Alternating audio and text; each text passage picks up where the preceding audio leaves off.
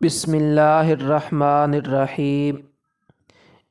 ایک حدیث میں آیا ہے کہ جو نماز مسواک کر کے پڑھی جائے اور اس نماز سے جو بلا مسواک پڑھی جائے 70 درجہ افضل ہے۔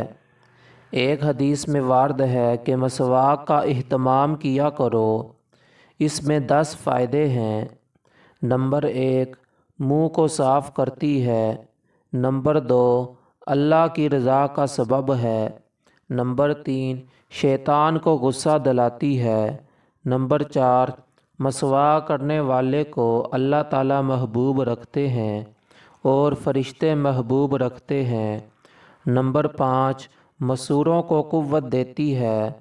نمبر 6، بلغم کو قطع کرتی ہے۔ نمبر 7، منہ میں خوشبو پیدا کرتی ہے۔ نمبر 8، زردی کو دور کرتی ہے۔ نمبر 9، نگاہ کو تیز کرتی ہے۔ نمبر 10، منہ کی بدبو کو زائل کرتی ہے۔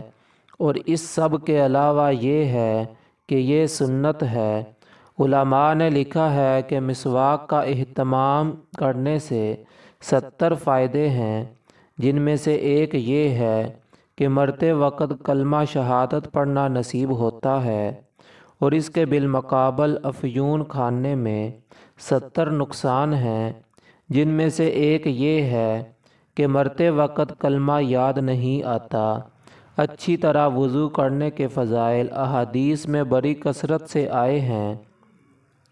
وضو کے اعضاء قیامت کے دن روشن اور چمکدار ہوں گے، اور اس سے حضور صلی اللہ علیہ وسلم فوراً اپنے امتی کو پہچان جائیں گے۔ جو کچھ سنا گیا، اللہ پاک اس کو سمجھنے کی اور اس پہ صحیح اور پورا عمل کرنے کی توفیق عطا فرمائے۔ اگر آپ کو ہماری ویڈیو اچھی لگے تو ہمارے چینل کو سپورٹ کیجیے۔